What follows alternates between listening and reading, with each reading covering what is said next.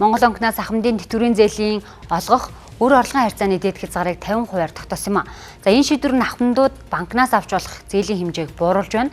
Тиймээс ахмадууд эсэргүүцэж эхэлсэн юм а. Тэгвэл Монгол банк гаргасан шийдвэрхээ шалтгааныг тайлбарлалаа. За өмнөх журмаар ахмадууд тэтгэврийнхээ 70%-ийг зээлээр авах боломжтой байсан. Өөрөөр хэлэх юм бол хамгийн бага буюу 572 мянган төгрөгийн тэтгэвэр авдаг ахмад 18 сарын хугацаанд зээл авахд дээд тал нь 7,207,200 төгрөг авах боломжтой байжээ. Харин шинээр батлагдсан журмаар ижил тэтгэвэр авдаг иргэн 12 сарын хугацаатаагаар дээд тал нь 3,432 мянган төгрөгийн зээл авах боломжтой болж байна. За Монгол банкны мөнгөний бодлогын хороод тэтгэврийн зээлийн хурдтай өсөлтийг харгалзан үзэж 25 онд дараах 2 шийдвэрийг гаргаад байна. За үүнд 3 дугаар сард тэтгэвэр тэтгэмжийн орлого барьцаасан зээлийн хувьд зээлийн сарын төлбөрөө төлсөний дараах зээлдэгчийн үлдэх орлого нь хүн амын амжиргааны доод түвшнээс доошгүй байхаар тогтоосон. За үүний дараа 6 дугаар сард банкнаас шинээр олох болон тус шинээр олгосон зээлийн нөхцөлийг өөрчлөх тэтгэвэр тэтгэмжийн орлого барьцаасан зээлийн хувьд өр орлогын харьцааны дээд хязгаарыг бусад хэрэглээний зээлийн адилаар 50%-аар тогтоосон байна.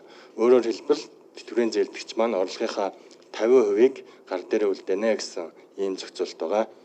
Тэтгэврийн зээл маань өөрөө бол өсөлт нь бол 40-50% тавьж явж исэн. Гэхэд чанаргүй зээлийн маань өсөлт өөрөө жилийнх нь өсөлт нь гэхэд 100-аас давсан байдлаар сүүлийн 2 жил гарын хугацаанд явсан байгаад байгаа.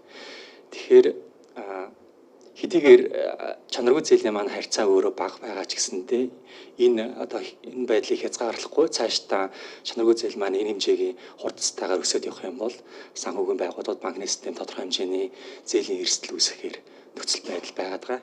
Авч болох зээлийн хэмжээ 2 дахин буурсан гэсэн үг юм а. Тэгвэл энэ шийдвэр нь ахмадуудын амьдралын чанарт эргээр нөлөөлнө гэж үзэж байна. Учир нь тэтгэврийн олон сараар зээлж гисэн ахмадууд удаан хугацаанд тогтмол орлогогүй байх нь амьдралын чанар сөргөөр нөлөөлөх эрсдэл байгаа юм. Төрөө үеих шиг нөгөө 70-30 байвал бас зүгээр.